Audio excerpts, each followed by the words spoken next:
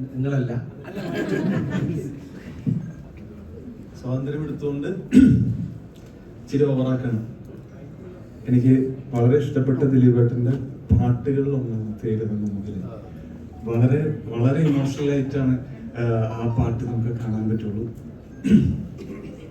ഓവറാന്നറിയാം, രണ്ടുപേരും പാടുക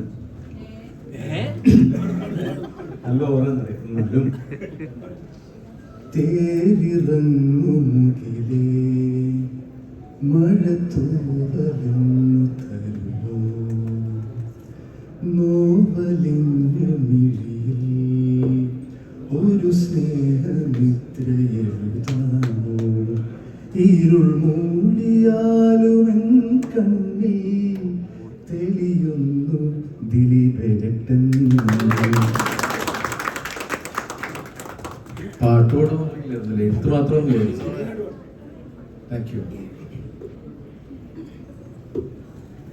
അടുത്ത ഓ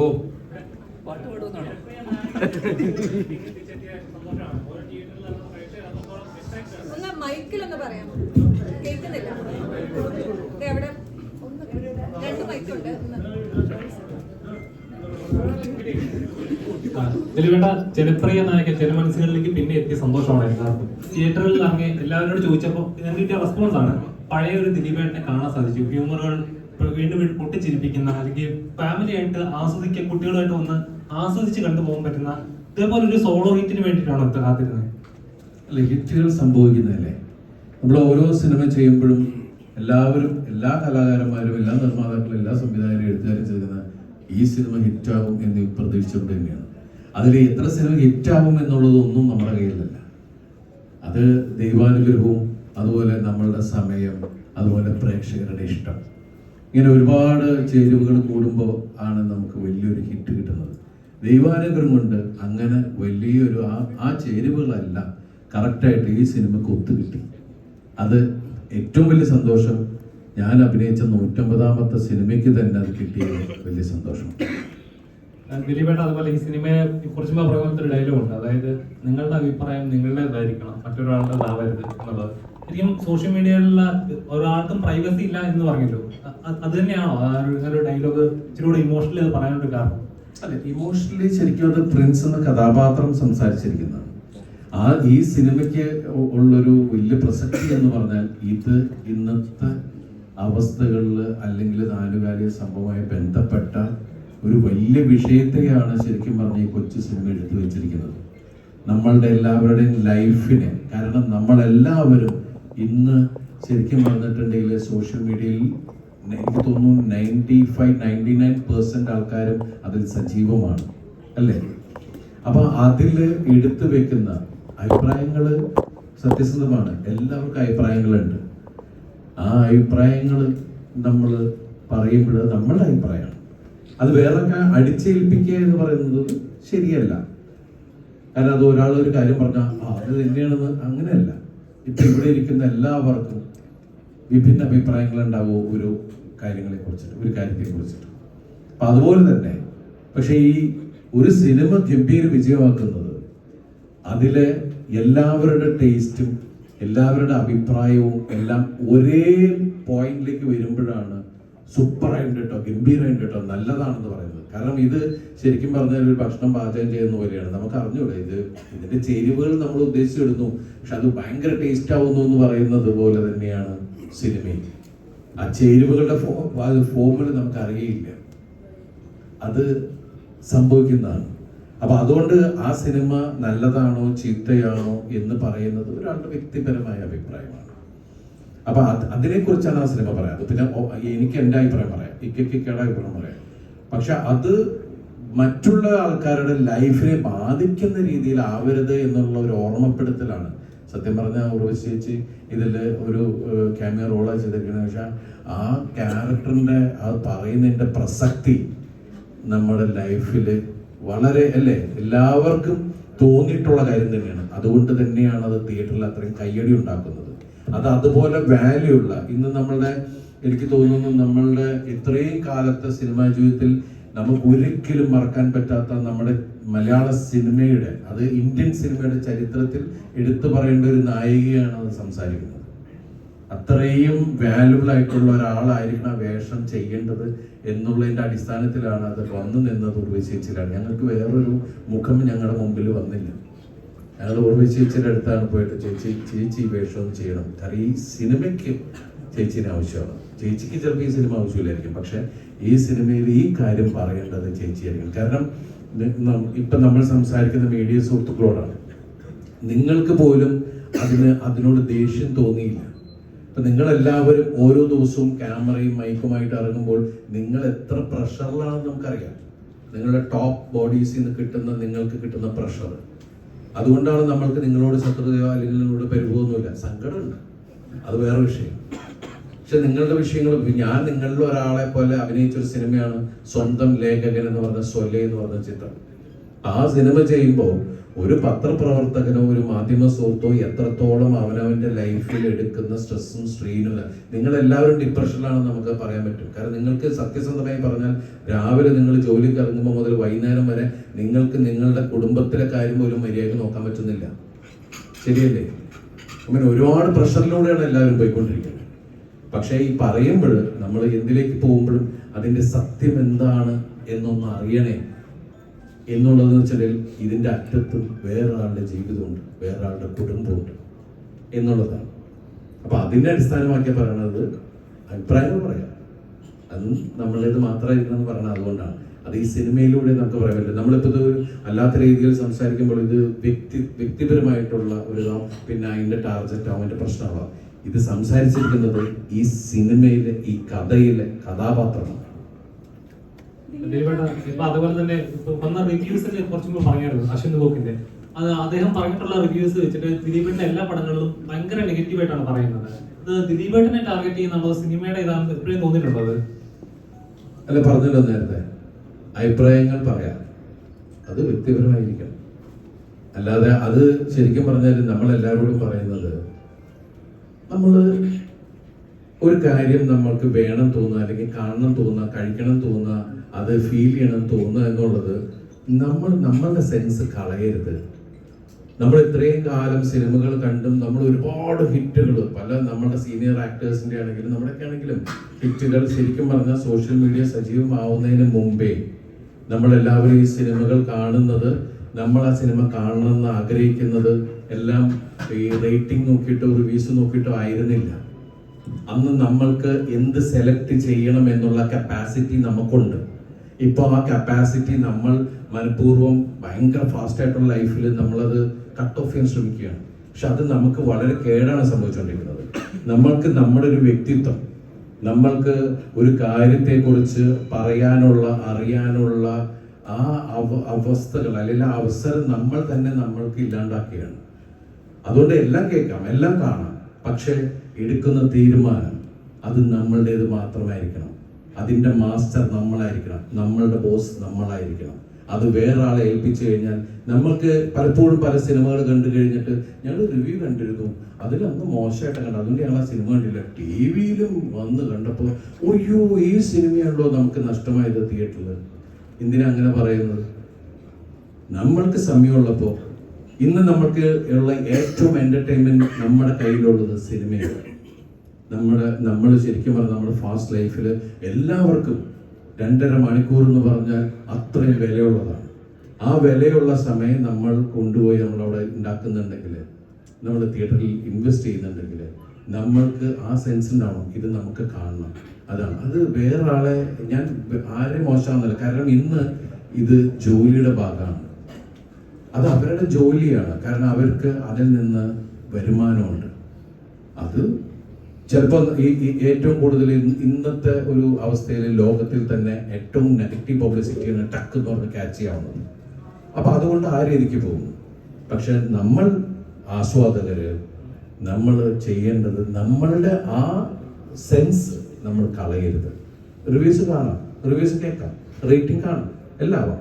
പക്ഷെ ഏതൊരാളുടെ സിനിമ കാണുമ്പോൾ അതിൻ്റെ പിന്നിൽ, ആ സിനിമ ഉണ്ടാക്കുന്നതിൻ്റെ പിന്നിൽ 12,000 കുടുംബങ്ങളാണ്.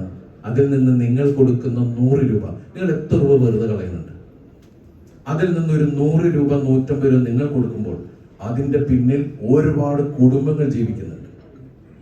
അത് വലിയൊരു കാര്യമാണ്. നിങ്ങൾ അറിയാതെ നിങ്ങൾ ചെയ്യുന്ന ചാരിറ്റിയാണ് സത്യം പറഞ്ഞത്. അങ്ങനെ നിങ്ങൾക്ക് എടുക്കാം, അങ്ങനെയായിട്ട് കണ്ടുകൂടി, അങ്ങനെ കാണാം. നമ്മൾ എങ്ങനെ ഒരു വിഷയത്തെ എങ്ങനെ കാണുന്നു എന്നുള്ളതിനെ കുറിച്ചിട്ടാണ്. എല്ലാവരും പോസിറ്റീവായിട്ട് ചിന്തിക്കുകയാണെങ്കിൽ നമുക്ക് എന്താ പറയുക, അതിൻ്റെ നന്മ എല്ലാവരിലും ഉണ്ടാവും. നമ്മൾ എന്തിനാ നെഗറ്റിവിറ്റി കയറി കൊണ്ട് നടക്കണം? അല്ല ഒരാളെ മോശമായിട്ട്, ഞാൻ എൻ്റെ ലൈഫിൽ ഇന്നേ വരെ ഒരു പ്രോഡക്റ്റ് കണ്ടിട്ട് ഡിസ്ലൈക്ക് ആയിരിക്കുമോ, ഞാൻ ഒരാളെ കുറിച്ച് മോശമായിട്ട് ഒരു വേർഡ് എഴുതി കുറിച്ചിട്ടിട്ടും ഇല്ല. എന്നിട്ട് എനിക്കൊരാളുടെ കാര്യങ്ങൾ ഇഷ്ടമല്ലെങ്കിൽ ഞാൻ അയാളോട് വ്യക്തിപരമായി പറയും, ഇതെന്താ ഇങ്ങനെ, അങ്ങനെ ചെയ്യല്ലേ കേട്ടോ, അല്ല അത് മോശം കേട്ടോ, എനിക്ക് ഒന്നും കറക്റ്റ് ചെയ്തൂടെ. അത് ഞാൻ ഉടനെ പോയി അതിനോട് പറയേണ്ട കാര്യമില്ല. എനിക്ക് അറിയാവുന്ന വ്യക്തിയെ പറയും, അറിയാമുണ്ടായിരിക്കും. ഇത് എന്റെ വ്യക്തിപരമായ പ്രയോജനം. ഏറ്റവും പുറകിലാണ്. അല്ല കുഴപ്പമില്ല, ഹാപ്പി അല്ലേ ദിലീപേട്ട? ഹാപ്പി അല്ലേ? ഓ താങ്ക് യു. ഹാപ്പി അല്ലേ? അപ്പൊ എന്ന് ഇതുപോലെ ഹാപ്പി ആയിട്ട് ഞങ്ങളെ ചിരിപ്പിക്കുക, ഞങ്ങൾ എല്ലാവരും കൂടെ ഉണ്ട്. Thank you so much. ഈ വാക്കാണ് എനിക്ക് വേണ്ടത്. Okay, thank you. എന്റെ ക്വസ്റ്റ്യൻ ധ്യാനോടാണ്.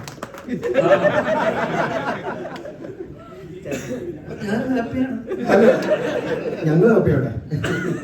ധ്യാൻ ബ്രോനെ ഈ സിനിമയിലേക്ക് വിളിച്ചപ്പോ സാധാരണ പോകാറുള്ളവരെ ഇങ്ങനെ പോയതാണോ, അതൊരു ഹിറ്റ് ഫിലിമിന്റെ ഭാഗമാകാൻ പോകുന്നവരാണ് പോയത്? കുറച്ച് കാര്യങ്ങൾ പറഞ്ഞു. അല്ല, ബിൻഡോയും ഞങ്ങള് മലയാളി ഫ്രം ഇന്ത്യ സിനിമ ചെയ്തു. ബിൻഡോ ആയിരുന്നു അതിന്റെ ചീഫ് അസോസിയേറ്റ്, ഷാരിസ് ആയിരുന്നു അതിന്റെ എഴുത്തുകാരൻ. അപ്പൊ ആ സെറ്റിലാണ് വെച്ചിട്ടാണ് ബിൻഡോ ഈ സിനിമയെ കുറിച്ച് സംസാരിക്കുന്നതും. അപ്പൊ ബിൻഡോയുടെ ലൈഫാണ് സിനിമ. അപ്പൊ ബിൻഡോ അപ്പൊ ഈ കഥ പറഞ്ഞപ്പോഴേ ഈ ക്യാരക്ടർ ഉണ്ട് രണ്ടനിയന്മാരുടെ കൂട്ടത്തില്. ഞാനും എനിക്കൊന്ന് ഫസ്റ്റ് കാസ്റ്റ് ചെയ്ത് തന്നെ ജോസൂട്ടിനെ ആയിരിക്കും. ആ കാസ്റ്റ് ചെയ്തല്ല, ഡിഫോൾട്ടാ കയറി അവിടെ ഉണ്ട്. അപ്പോ അതെ, ഞങ്ങൾ ആ സമയത്ത് എന്നെ സംബന്ധിച്ചിടത്തോളം ബിൻഡോനോടും ഷാരിസിനോടുള്ള സൗഹൃദമാണ് ഈ സിനിമ. ഒരു ഹിറ്റ് കിട്ടിയല്ലോ, മനസ്സിൽ എന്തെങ്കിലും മാറിയോ? അത് ഇനി എല്ലാ ആഴ്ചയും ഒരെണ്ണം കൊണ്ടൊന്നും ചെയ്ത പാപങ്ങൾക്ക്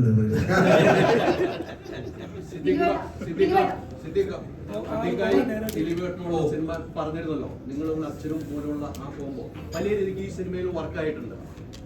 ഞാൻ നേരത്തെ പറഞ്ഞപ്പോഴാണ് ഈ തമാശ രീതിക്ക് പറഞ്ഞതാണെങ്കിലും നിങ്ങൾ തമ്മിൽ തമാശകൾ പറഞ്ഞ് കൂടുതൽ ആളുകളിലേക്ക് എത്തിക്കാൻ ശ്രമിക്കുന്നുണ്ട്.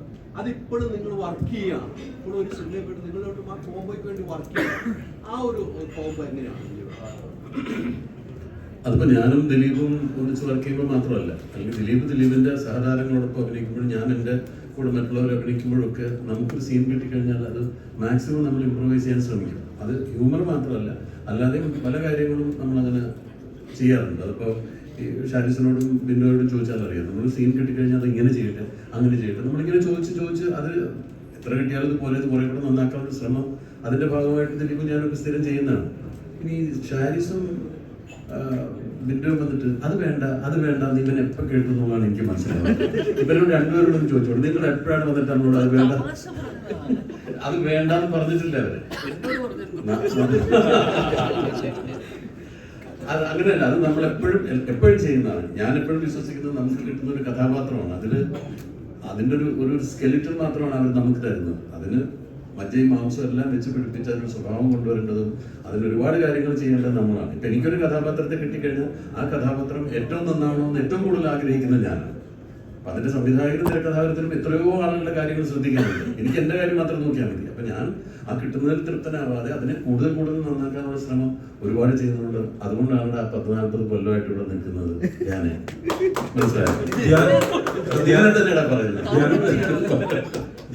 നീ തീർന്നതാണ് അങ്ങനെയുള്ള അതിപ്പോ ദിലീപ് ഞാൻ ഒന്നിച്ച് അഭിനയിക്കുമ്പോൾ മാത്രമല്ല, ദിലീപ് മറ്റുള്ളവരുടെ കൂടെ അഭിനയിക്കുമ്പോൾ ഞാൻ മറ്റുള്ളവരുടെ കൂടെ അഭിനയിക്കുന്നത് നമ്മൾ ചെയ്യുന്ന നമ്മുടെ ഒരു ജോലിയുടെ ഒരു ഭാഗമായി തന്നെയാണ് അതിനെ കാണുന്നത്. അതുകൊണ്ടാണ് ഈ ബാലൻ വക്കീലും ഇതൊക്കെ ഇങ്ങനെ വരാൻ കാരണം.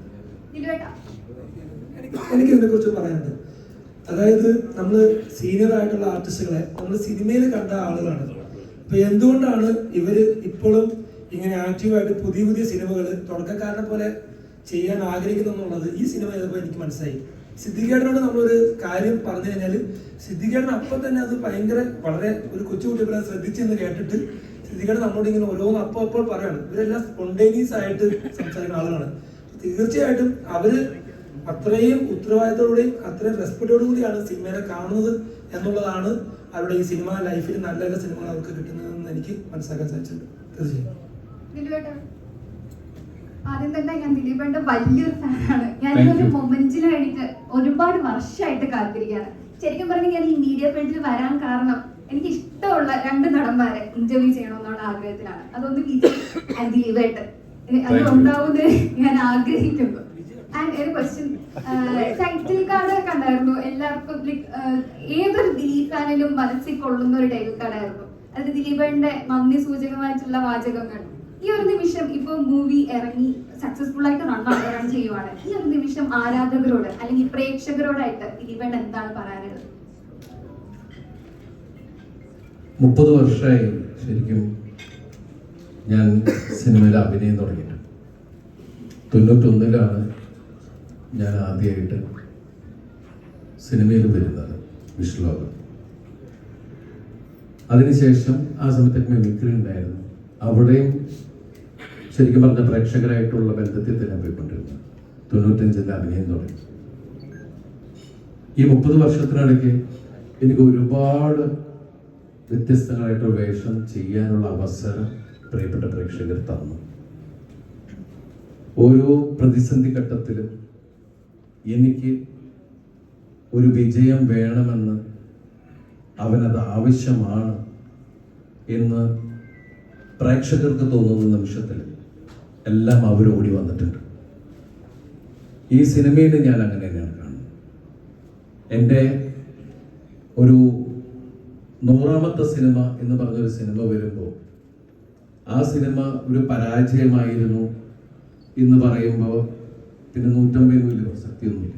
അതങ്ങനെ നടക്കും. ഒരു കലാകാരനെ സംബന്ധിച്ച് വിജയം ഉണ്ടാവും, പരാജയമൊക്കെ ഉണ്ടാവും, അതൊക്കെ. പക്ഷെ ചില മൈൽ സ്റ്റോൺസ് എന്ന് പറഞ്ഞില്ല, ഞാൻ ഒരു കലാകാരനെ സംബന്ധിച്ച് 100 സിനിമ ചെയ്യാൻ സാധിച്ചു, അല്ലെങ്കിൽ 150 സിനിമ ചെയ്യാൻ സാധിച്ചു. ഇപ്പൊ എന്നേക്കാൾ കൂടുതൽ ഏറ്റവും കൂടുതൽ സിനിമ ചെയ്ത ഒരു മഹാ കലാകാരനാണ് ഈ ഇരിക്കുന്നത്. എന്നെ എണ്ണം പോലും പിടിച്ചിട്ടുണ്ടോന്ന് എനിക്കറിയില്ല. അമ്മാതിരി സിനിമകളുള്ള ഒരാളാണ്. അപ്പോ 100ാമത്തെ സിനിമ കഴിഞ്ഞ് 150ാമത്തെ സിനിമയിൽ എത്തി നിൽക്കുമ്പോൾ അതും യാദൃശികമായിട്ട് മനസ്സിലാഗ്രഹമുണ്ടെങ്കിലും ആ സമയത്ത് ഒരു കുടുംബ പ്രേക്ഷകർക്കുള്ള ഒരു കഥയുമായിട്ട് എത്തുക എന്ന് പറയുന്ന ഒരു ദൈവനിയോഗമാണ്. അത് എനിക്ക് ഏറ്റവും വലിയൊരു വിജയം ആവശ്യമുള്ളൊരു സമയത്തേക്ക് വേണ്ടി വെച്ച ഒരു സിനിമ പോലെ. അതിനാണ് ഞാൻ പ്രിൻസ് ആൻഡ് ഫാമിലി പല പേരുകൾ പറഞ്ഞു. അവസാനമാണ് അവർ പറഞ്ഞ ഇത് പ്രിൻസിന്റെ കഥയാണ്. ഈ സിനിമയ്ക്ക് പ്രിൻസ് ആൻഡ് ഫാമിലി അതാണ് കാരണം. ഇത് കുടുംബ പ്രേക്ഷകരുടെ സിനിമയാണ്. കുടുംബം